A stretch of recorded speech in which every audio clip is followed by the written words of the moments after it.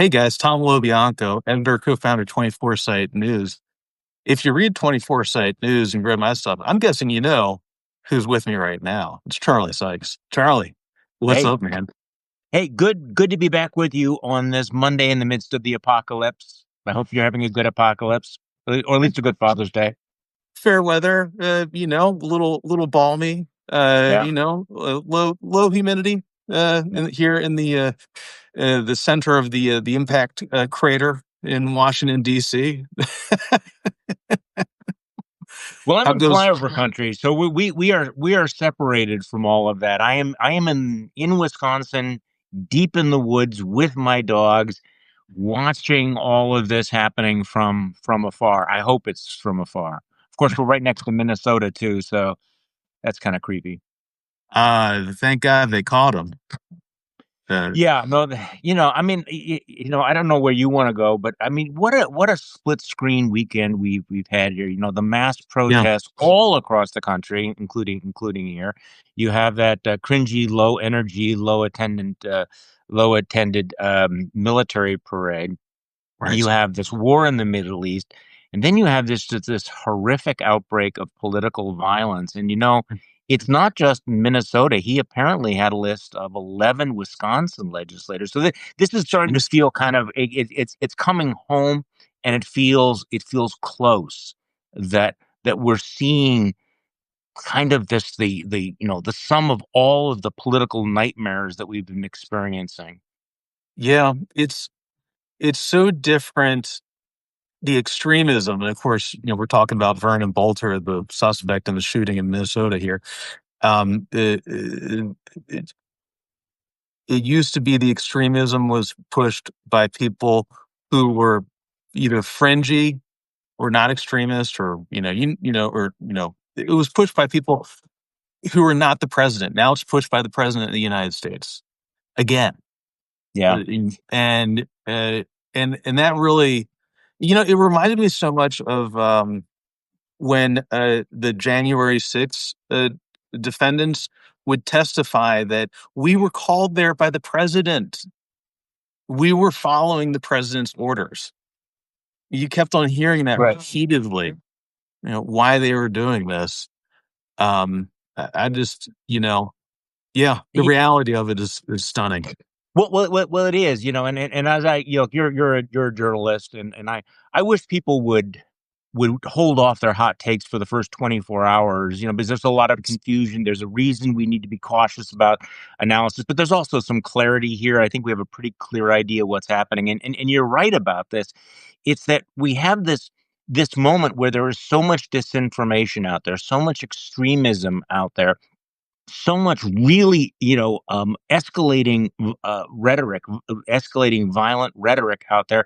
And so much of it is echoed and encouraged by the president of the United States. Look, this is the 10th anniversary of him coming down the golden escalator, but the effect that he's had on American culture and American politics can't be overstated, because you and I are old enough to remember when presidents would bring people together, or would at least go through the motions. Donald Trump, on a daily basis, and actually maybe an hourly basis, was calling his opponents scum and terrorists and vermin and vile and hateful, and how they're trying to destroy America and everything. And look, in a country of 300 million people, how many susceptible individuals do you have to have out there before Mm, that becomes violent? And we're seeing this, and I'm afraid that and look, e- e- we can't have a conversation about, like, well, is there a wave of violence coming, because it's come. I mean, yeah, we are in the midst of it. When you start yes, adding up the number of things that have happened already, it is chilling, and it is nationwide. yes.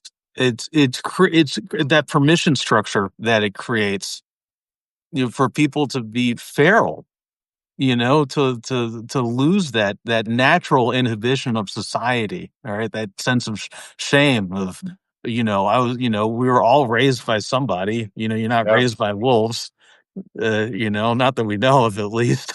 Maybe not yet, I don't know. Maybe raised by AI in a few years, who knows, or Elon, on Ketamine Island, like, But Well, also to convince people, you mentioned January 6th, to convince people that they are doing the right thing, that they are the patriots, that they are the ones defending America, that they are standing up for freedom. Or in the case of this assassin in Minnesota, did he think he was standing up for life? I mean, he was yeah. anti-abortion. Now, again, I mean, I understand, I come from the pro-life culture, this mentality that you are pro-life and therefore you will go out and you will murder people is so it's one of those moments of cognitive dissonance that I think Mm. we have to kind of try to get our heads around.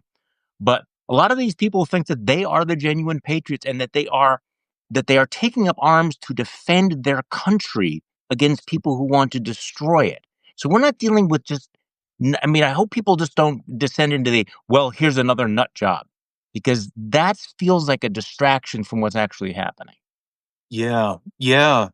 Even, I was thinking back to when George Tiller, the doctor in Wichita, Kansas, was murdered 16 years ago. And it really reminded me a lot of you. Do you know Rob Shank, the former anti-abortion activist, I know the longtime name. Christian, right?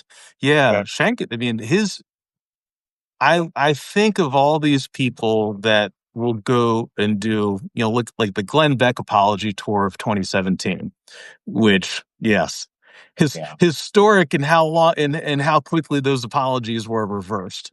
All right. Shank actually apologized, and Right. he really paid penance Right. a personal and religious sense. It Um, sounded sincere for about 5 minutes. Yeah. I know, right? Exactly. You should, you know what? We didn't have enough whiteboards. That's what it was lacking. I mean, if we had just diagrammed it properly, right? And and you need at least one red line, one red string to Uganda. There's always one, and if we just diagrammed it, the Illuminati, Davos, making sure to eat your avocado toast. So, Like, so Tom, could you help me out here? So if we ever do one of these live streams again, and you see my white background, if you see like strings all over it and everything, I want you to do a wellness check. It's like Charlie's been doing really, really well, but look behind him because all of the strings are going to be there. It's going to look like that scene from Homeland. I'm just saying, this will be the tell for people who are tracking. If you ever see my white background become a whiteboard. Okay, I'm sorry, I interrupted you. I don't know, man. I might not be able to help with that one because I'll No, start following them. I'm like, oh, that's right, no. man. That one checks out. That's You don't think that was a coincidence, do you? it's it's it's only a theory if it didn't happen. Right. How do you know? I mean, I have to say that I've watched this over the last 10 years. We don't watch. I mean, Glenn Beck was there long before Trump came down the golden escalator, Right. right? I mean, but Yeah. he was sort of over here, and it's interesting to see how so many people have been infected with that mindset. Well, how do you know? I mean, we live in an America. I mean, this is the thing, Tom.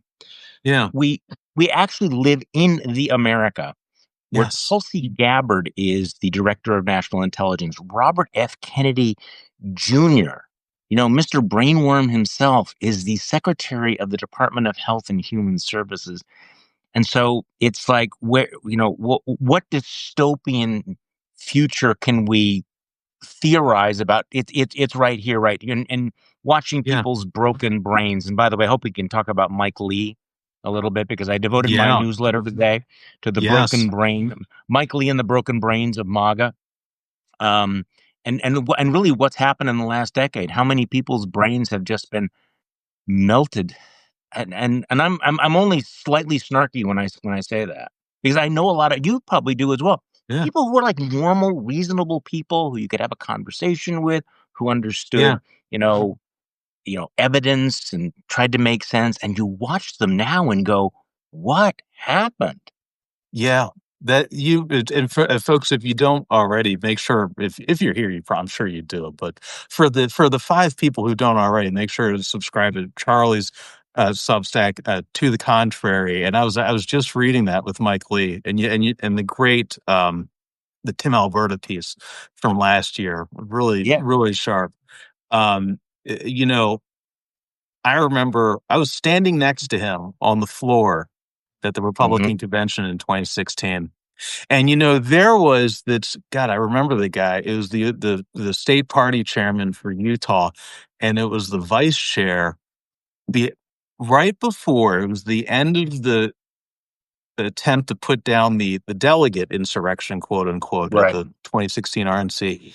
And God, who was that guy, the delegate they sent out, that Reince Priebus sent out from Oklahoma on stage to be the one to shut everything down. But there was like a moment of like 3 or 5 minutes where the stage was empty, and the vice chair of the party was right behind Mike Lee, and she's saying, "You, when you guys go up on the stage, this this Yes. this Okay. legislative I body is actually remember unmanned." that. So for people who understand, I mean, that Mike Lee was not only anti-Trump, that he actually tried to derail the Trump nomination at the 2016 convention. And that picture of him at the microphone, it was kind of iconic. I was there as well. I wasn't on the floor. I mean, I actually remember, I think I actually ran into one of the other guys who was part of that movement. By the way, we're doing a deep dive now here. I may even have a picture of myself in the parking lot with Ken Cuccinelli. Remember, Ken Cuccinelli was part of that movement as That's well. Okay, right. is that a deep dive for you? All of them have become MAGA.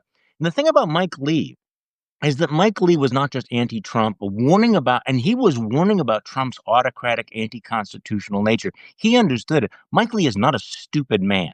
Mike Lee actually had a reputation of being a serious, principled constitutionalist. And by principled constitutionalist, that doesn't mean that he didn't annoy the shit out of people, because he would take, there was a period where he and Ted Cruz would sort of, be off in the corner doing things, right? But there was always a reason for it. You may not agree, and you may not think it's Yeah. practical or pragmatic, but you thought this is an intelligent guy. And there was talk about Mike Lee possibly being a future U.S. Supreme Court justice. In the Tim Alberta piece, That's they were right. talking about him being a possible attorney general.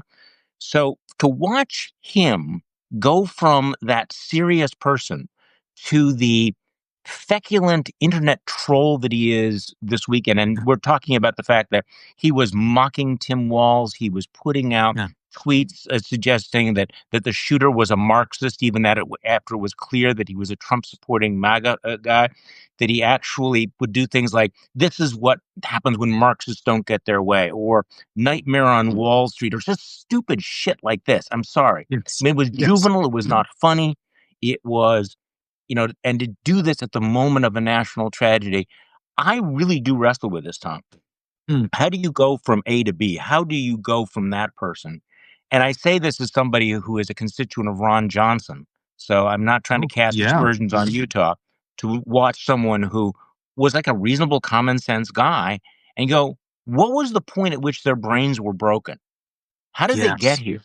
And the Yes. answer is, at some point, well, this media ecosystem you're talking about, but it's also Donald Trump. Donald Trump models this behavior Yes. and encourages this behavior, gives permission to this behavior. And whether he created it or not, he is certainly giving a green light and permission to this kind of behavior. Yes. Eh, you early, a little while, a couple minutes ago, you did a great TikTok of all the events. A constant reminder, Tulsi Gabbard, RFK Jr., grounding in the reality of what we have, which I think is supremely necessary in terms of remembering, because it's Trump is like the vector of this insanity. um, Elon Musk, the activist, who's also the world's richest man, and might still be the co-president. We don't know. You never know with these folks. He basically inherited the Ron DeSantis super PAC operation, and they latched onto him after they couldn't milk old Ron D for $100 million anymore. After they were done with that one, he made Twitter into this. Like, I mean, he optimizes Nazis. All right. Yeah. Like that is a programming decision. All right. And those combined are right. Like, and it is remarkable for those of us who know, like who've seen, again, whether you agree with him or not, Mike Lee was a, principled conservative, right? He really, believed. And this now. This is above my pay grade. How thoroughly the culture has been transformed. Because now you got me going into 2016, because I remember 2016 pretty well. It was kind of a turning point for me. And for most of that year, the Republican Party went along with Donald Trump. There were bad things that happened, but Right. but there was not a critical mass of elected officials, for example, who were going along with it. And there was some, Right. you could engage in the now naive belief that they would push back, but Donald Trump has not only brought the Republican Party to its knees, he has mastered this entire right wing ecosystem, and he's encouraged the worst possible instincts about it. So, I mean, Yeah. where do we start with all of this? And the fact is that, as you can see, almost on a daily basis, he's pushing further and further. Now, there is a real division. I'm sorry to give. There's a real division about foreign policy in the Republican Party. Yeah. There's a real division in MAGA about Israel and Iran, which is actually kind of interesting. They're really fighting with one another. But Yeah. other than that, he is the master of this domain, and all of the incentives are to not only be lick spittles to Donald Trump, but to mimic his mindset, Yes. to use his imagery. And in the beginning, I was thinking it was just the dumbing down, but it's much worse than that, isn't it? I It's mean, it it's really is. it feels hardwired at this point. The ones who, I've been doing this podcast series with Reed Galen and Trygve Olson. Yeah. And Trygve, of course, he worked with John McCain International Republican Institute in the old Eastern Bloc countries after the fall of the Soviet Union. And it's Trygve's 7 rules of fighting autocrats. And I feel like this is the year some folks, if they didn't understand it, didn't want to really see the darkest possible reality, certainly after January 6th. Yeah. But I think we're all at a point right now where we're starting to grasp rule number 1, which is, all right, deal with the reality that we're in. You play the game you're in, not the one that you wish you were in. And That's this right. is the game that we're in. And that it helps you to understand, because now we can start to adjust. I think about it as a reporter, like, I mean, there are certain people I cannot have on to interview because I don't have 48 hours every day to fact check I know. ahead of time, like, and it would be useless anyway with that world, you know. Well, I don't like to interview those people for the same reason that I don't like to eat shit sandwiches. Like, no, I'm not going to do it. But I think you're hitting on a really important point that I don't want to lose here. Is that I think there was a lot of denial and fantasy and complacency up until now. Like, well, he's not going to do this, or there are guardrails. Well, there are these norms. Well, okay, he can't do that. And now there is the sense of this is the reality that we're dealing with. And if I could actually reach for a positive, and I do think this is a positive, that Americans have taken a lot for granted. I think we did think we were immune from history. And now we're sort of having to relearn all of these fundamental principles. We're having to go Yes. back and go, okay, what does it mean to be an American? What do we actually value? When we say democracy, what do we really mean? What do we really mean when we say freedom and due process? There's kind of a relearning Yeah. and a reset. Um, Yes. and I think you're seeing this across the board. I mean, it's interesting watching some of the conservative judges and the people in the Federalist Society who are thinking, okay, being a conservative, does this mean going along with what the conservative movement has become? And there is this sort of, what do I care about? What should I care about? And then what do we do about it? I mean, so these Yeah. things are all, there was a playbook. You think about politics up until 2016. And there was kind of a playbook. You did this, you did that. These were the Mhm. things your politics was this giant smorgasbord. If you were a liberal, you believed all these things. If you're a conservative, you believed all these things. And now it's basically they've come in and they've just thrown the whole buffet, up into the air. And you have to kind of start from scratch. Oh, Yes. Yeah, and I love that because I think back to a dozen years ago, I think was when John Adams, the HBO series came out, mhm, and it was my Republican friends who loved that back then. mhm, mhm.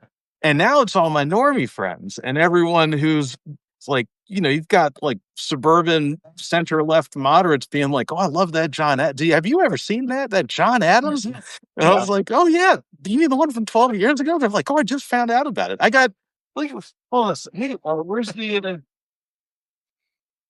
got I got lefties citing C.S. Lewis." Oh, wow. Okay.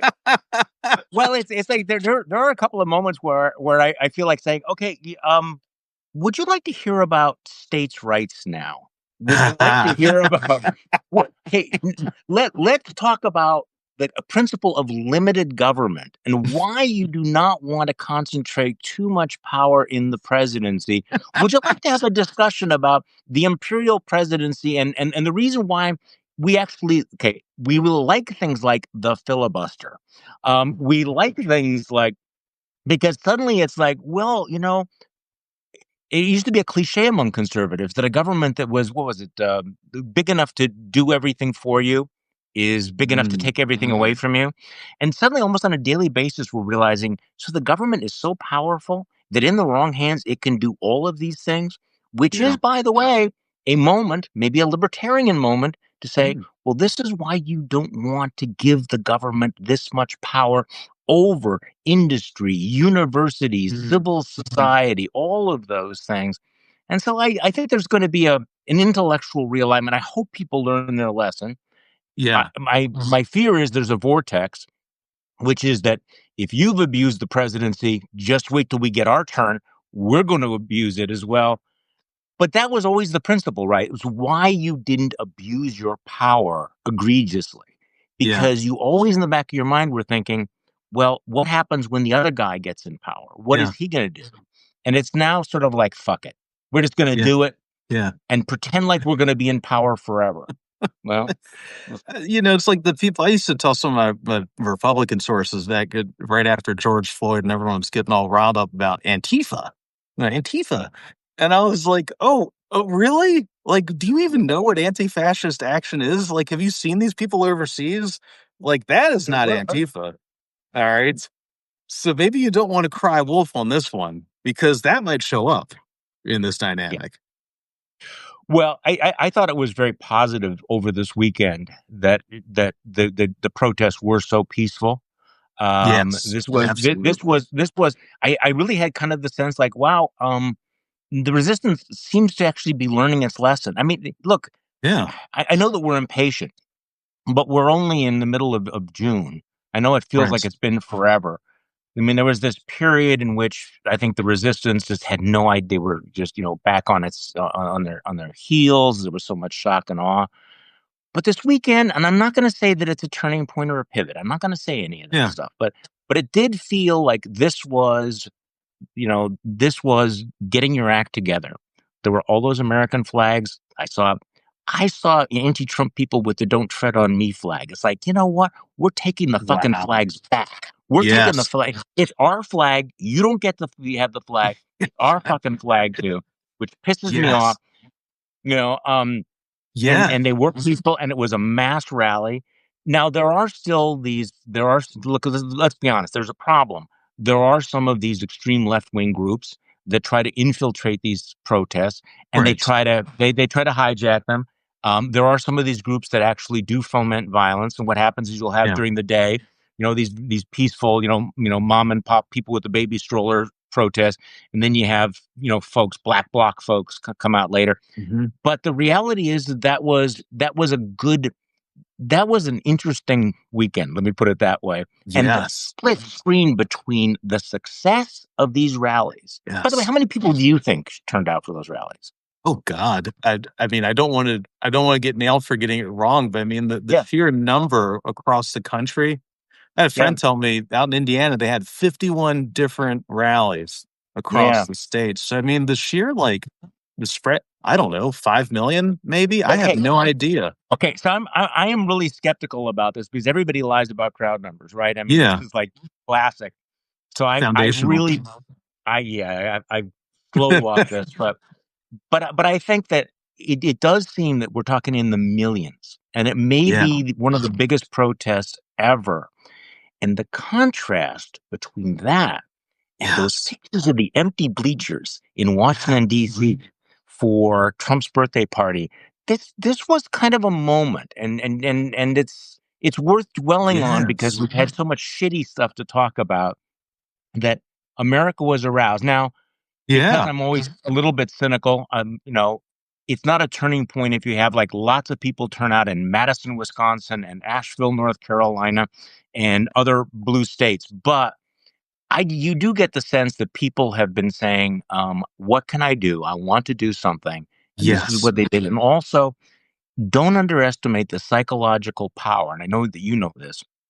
The people realizing they're not alone, to see other people Yeah. who have the same beliefs and to realize, okay, all America is not bending the knee to this guy. Everybody else Yes. hasn't given up. We're still here. And that Yes. was good. We're what a message to the world that we're still here. Yes. It reminds me, Gary I've mentioned this repeatedly. Gary Kasparov, it's of the remarkable and the positive wild turns, in all of this political moment. It's a grand chess master who is the one of the Love that biggest, guy. most powerful voices of democracy, He and really he is. repeatedly says that our culture, our national culture, our national story it inculcates us from things like Hungary or Turkey, what you're witnessing now, or even really, Venezuela under Chavez and Maduro. And thank God for it because we have a national story. We have a mythology, so to say, of democracy. Thank God, and it was on display. Okay, so this is really an interesting question. I had this conversation over the weekend, that this can't happen here because the American culture. And I said, really? I mean, we're being tested right now. And there was a period there where I think that was you could raise some questions like, are we still that country? Do we still have that Mm. story? Have we forgotten that story? And that's why I think the weekend was so important. I mean, there are some people and I think this is something we sort of have to decide. There are some folks out there in pundit world who say, yeah, America's over, America's done. The American Yeah. people are just thoroughly corrupt and they deserve everything they're going to get here. And that we should do whatever. And but I think that's the counsel of despair and of surrender. This is not the time to Yes. give up. This is Yes. not the time to give up. And there are some times when you're pushed up against the wall that you have to and take a stand that you can revive yourself. I mean that we can okay, and as I said, the reset. Let's remember who we are as Americans, and let's reaffirm it, as opposed to the people who have decided that they're going to give up and how terrible everything is. And I mean, I don't misunderstand me. I mean, I do think that the 2024 election was kind of an indictment of the American electorate. I mean, you know, but That's not the entire American electorate, not the right. entire culture. And Right. I also think that we need to be open. I'm sorry to go on here, but we also Yeah. need to be open even to people who might have voted for Donald Yeah. Trump who are looking Sure. around and going, "This is wrong." There was that story about the community that overwhelmingly voted for Trump, but then they were deporting, a beloved member of the community, and they Yeah. were really having second thoughts about it. They were Yeah. described as the worst people in the world in one publication.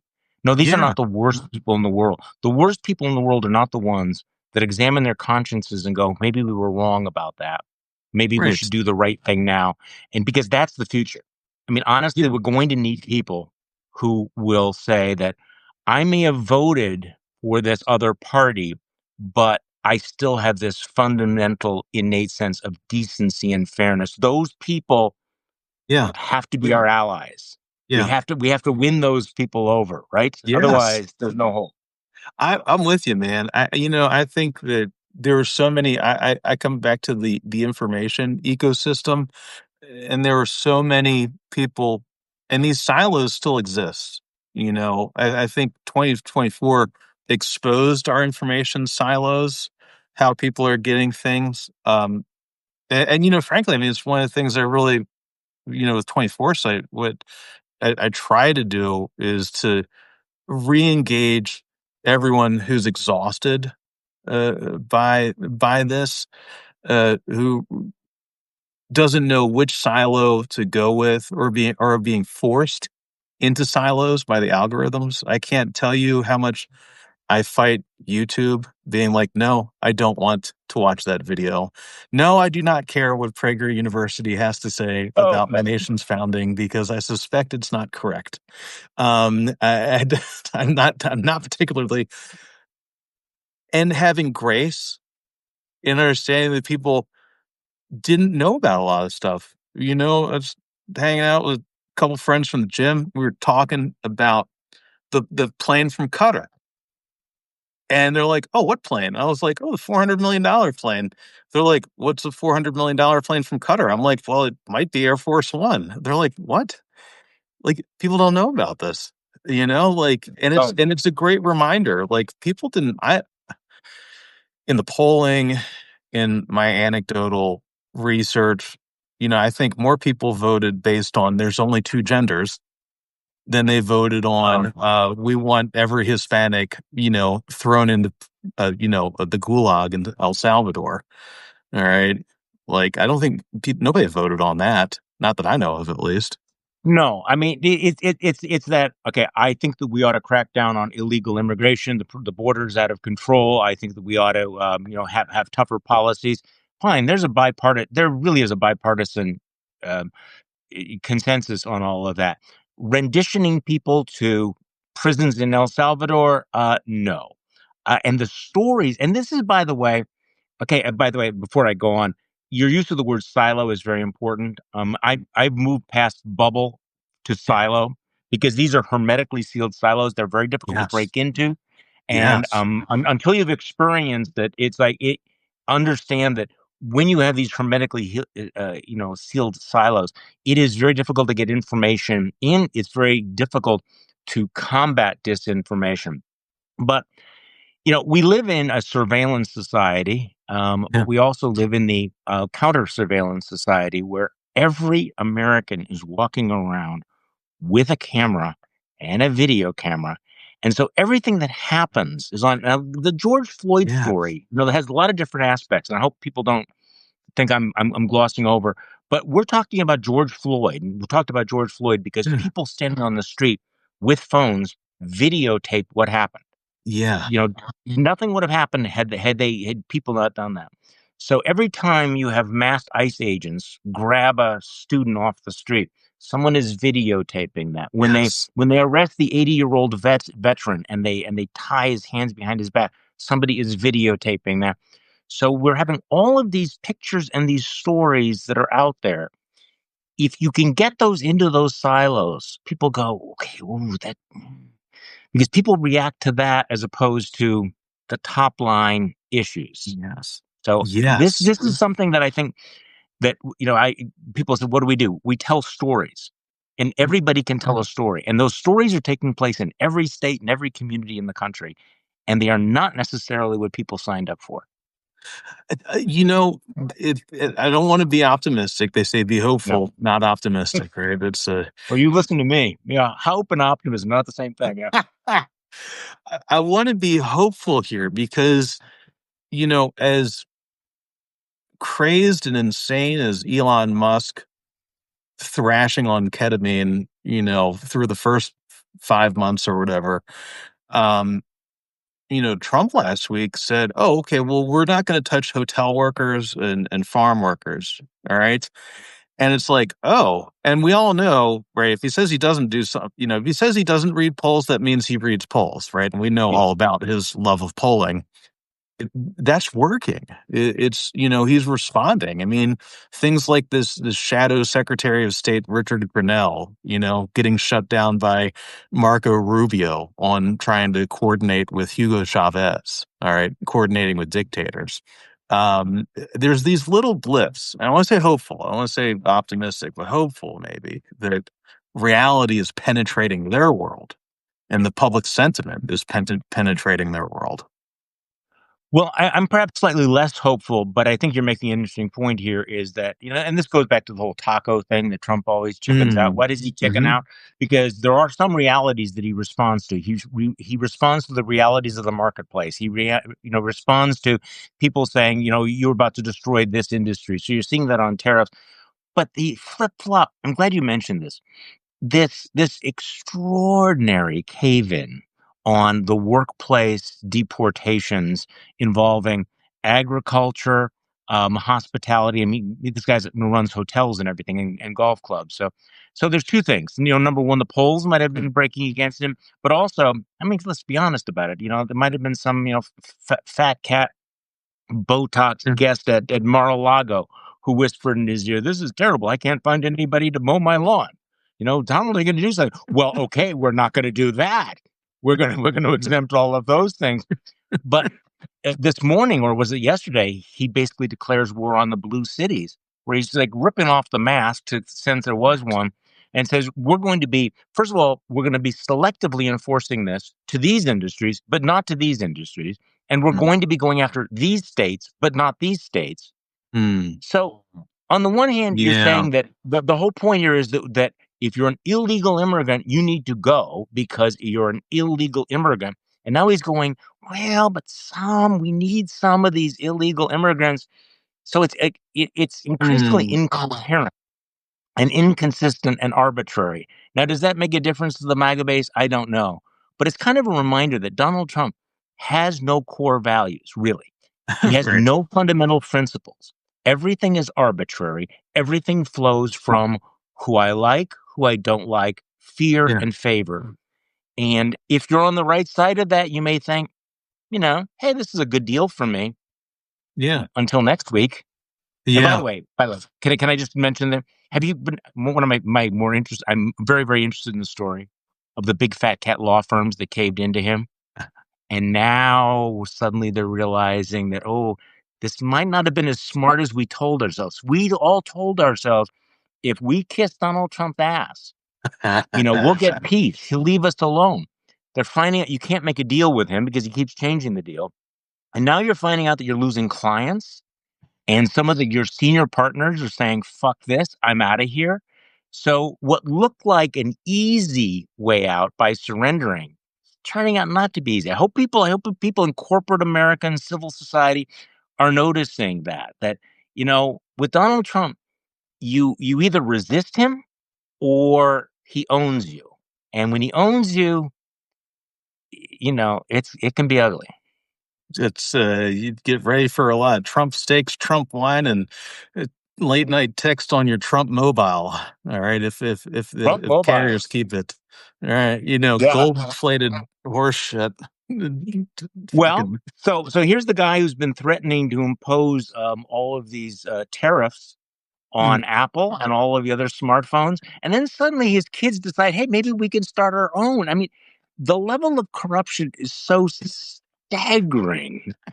It's just I'm doing a TV hit later, and they sent me all the headlines. Um, of just the level of corruption. I'm just going to look over your shoulder at my screen here. So here's a New York Times story. Trump Inc. filings show the staff profited from being in the president's orbit. Here's the Washington Post. Trump reports over $600 million in income in latest financial disclosure. New York Times. Corruption has flooded America. The dams are breaking. So it's like the plane from Qatar was really the bright, shiny object, but wow. I mean, wow. right. Right? I remember I was talking with somebody, I wouldn't say directly in Trump world, but a source who's, in and around. I mean, everybody is in and around Trump world on the in the Republican Party these days. Um, and we were talking about those law firms. And I was like, why the fuck are these people keep on hiring Brian Ballard? Like, don't they know that Susie Wiles hates Brian Ballard with a fiery, burning passion? And this person was like, no. And why is that a problem? And I was like, oh, okay.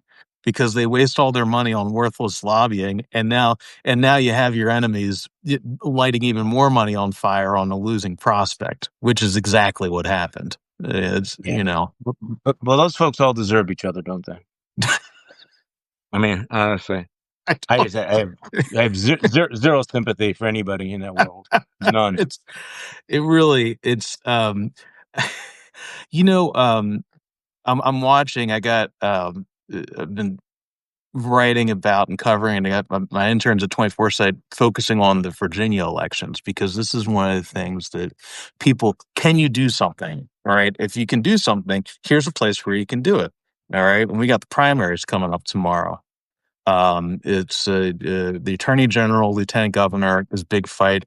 Um, a lot of people fighting over who will be best to take on Trump, as attorney general. That's kind of the big thing. But I've been really surprised at how parochial it still is down there, in spite of all this. Because if you move past like the television advertising down to like, the campaign finance world and whatnot, it still, fights over Dominion Energy and, this clean energy group, Clean Virginia. And it's almost like it's very bizarre to me. It's almost like, even with the reality of such a large federal workforce being diminished right there in Nova, all right, right next to Yeah. the impact crater, all right, like it still hasn't filtered down to the local level completely. I've been very shocked by this.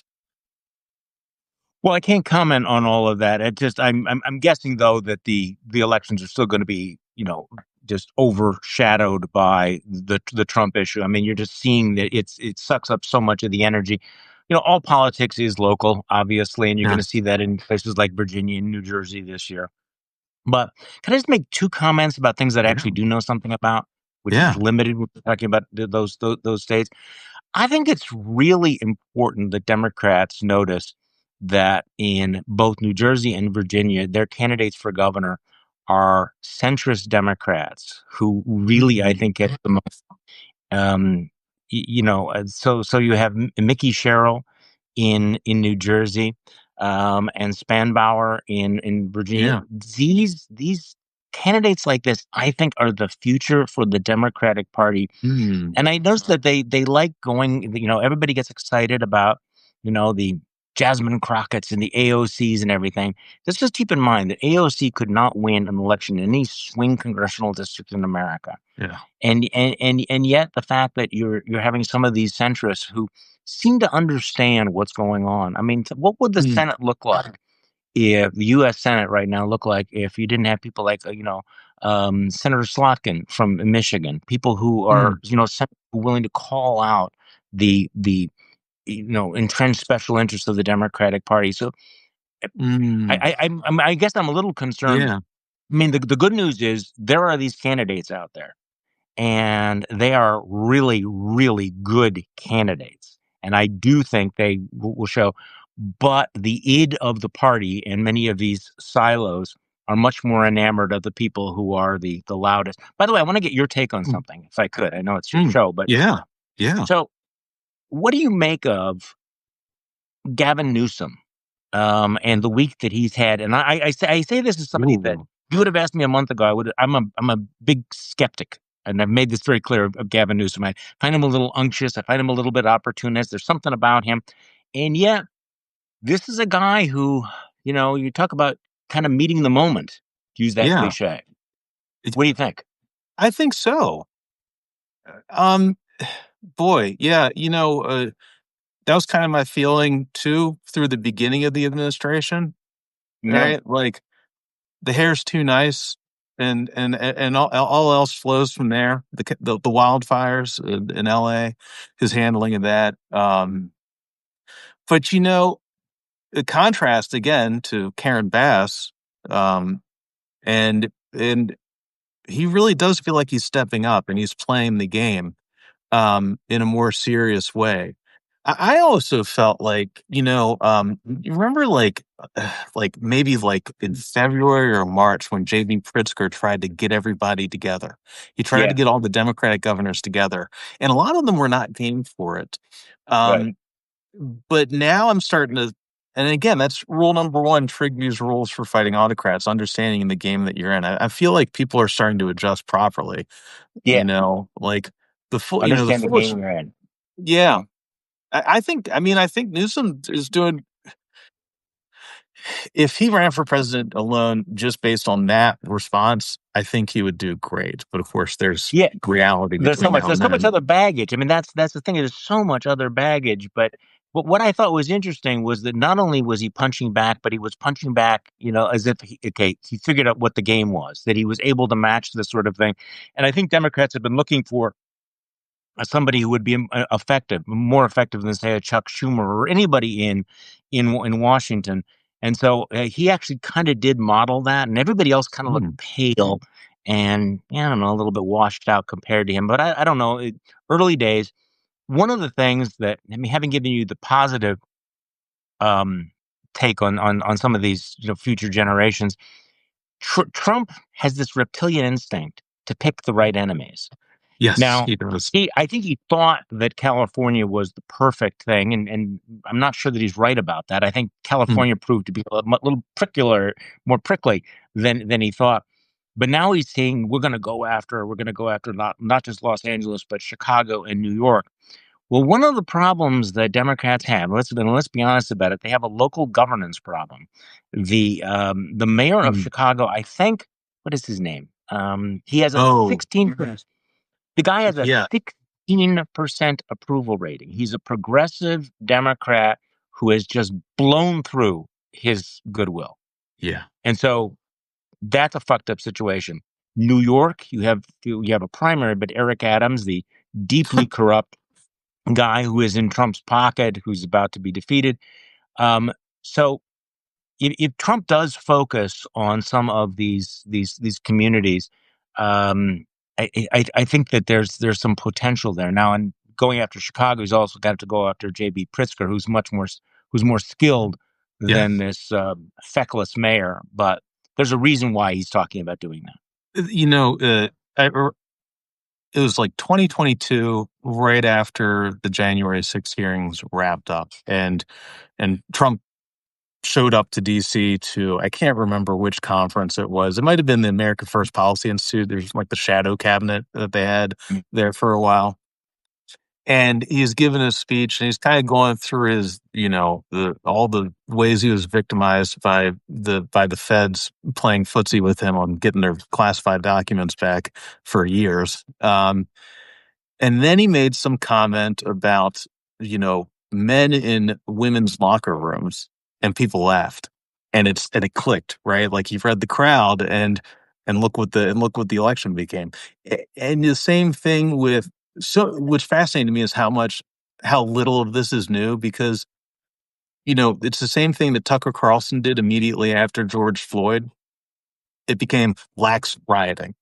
That was the official storyline, Right. right? Like, and in many ways, it's the same thing that Trump did in his inauguration speech, in his 2016 acceptance speech, American Carnage, right? Like, it's the same story repeated over and over. And to your point of, selecting targets, The enemy.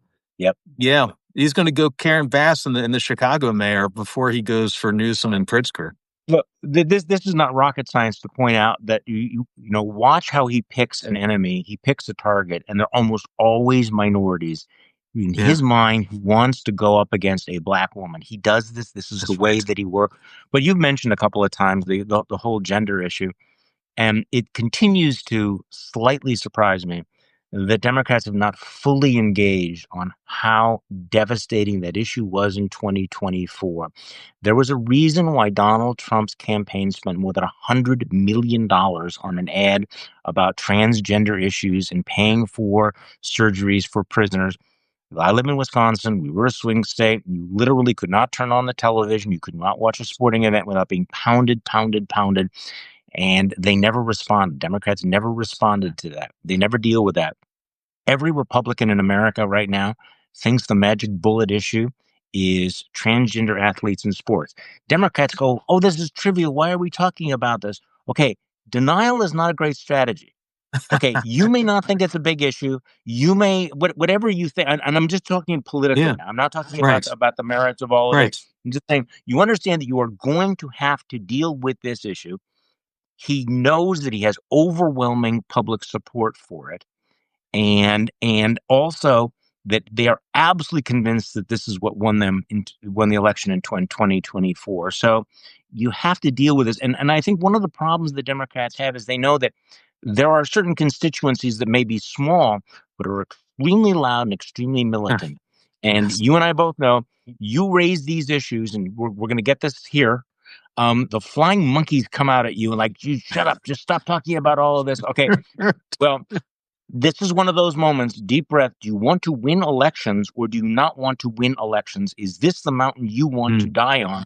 Because this Yeah. is the mountain you will die on. Yeah. Trump will spend another $100 million on this particular issue. It's going to be a huge issue in places like Georgia. It will be a big issue in every single swing Senate, election in the midterms. And so I just, this is one of those issues that I think people need to, you know, Yeah. I'm I'm with you, going to have baby. to deal with, and not scream at me to shut up about it is what I'm saying. Good- I can't wait to see your blue sky responses. Well, you know what I was talking about then, You canceled, man. Canceled on blue sky. Oh my God. Yeah. Um, Um, have been canceled so many times in the last 10 years. I'm kind of used to it. Bring it. Bring it. What? You're going to excommunicate me? What? I mean, kind of like, look where I am. Me, the dog. That's it. That's all I got left. The kryptonite for them right now, for the Republicans, and you can see it from people like Mike Johnson, the way he responds, is healthcare and Medicare and Medicaid. Even Trump with his responses, that's they don't want to talk about that, and so I They think have to some. talk about that because they can't do their budget deal without doing something big on healthcare, and people are going to be hit. And the fact that you have people like Howard Lutnick who are sitting in the room, and I mean, you want to talk about how clueless they are. I'm sorry, you want to talk about healthcare, but I keep coming back to that interview he gave where, yeah, Social Security checks might be delayed, but the only people that can complain about Social Security checks being delayed are the fraudsters. Nobody else cares. My grandma, who's a billionaire, whatever, doesn't care. Like, are you fucking kidding me? Honestly, every retiree in America knows exactly when their Social Security check is going to be delivered. They know exactly where it's going to be. And you think that you can take 10 million people off Medicaid and it not have political fallout? Plus, a lot of these MAGA voters, they rely on those kinds of programs. That's So, right. they were like, no, cut the aid for those poor people over there, Right. not me, not us. Right. It's a lot. Yeah, man. Um, okay, so You Charlie, go it's wrong. almost 1 o'clock Eastern time and almost Yeah. noon Central time. I know you got to get out of here, man. So okay, so what you got coming up? What's on deck? Where can everybody sign up and subscribe? Well, people should sign up and subscribe. I have the newsletter on Substack, To the Contrary, which I've been putting out every single day. I don't know how that's been happening, but we do it. Yeah, We also have a podcast and a YouTube video, which we're going to be doing. I'm going to be talking to Ryan Lizza later today. We nice. have an all-star cast coming up as well. And so again, look, we've been doing this now for 10 years. We're locked in. I have to tell you that there was a time when I said, okay, you know what? I've been doing this longer than the duration of World War II. That's enough. But now we're like at Afghanistan level, Oh, that's right. Yeah, of, then we went to Vietnam War length. Now we're at Afghanistan level. And now I just think that folks, we're all in this together. Look around. There's a lot of voices out there. Find somebody you trust and try to support them and try to stick with them. because we're in for the duration. So That's right, baby. that's my sales pitch time. That's right, baby. I'm with you, man. I'm good. It's Afghanistan. We only got 10 more years. That's crazy. Yeah, no. Nothing. Yeah. This is our forever war. I'm sorry.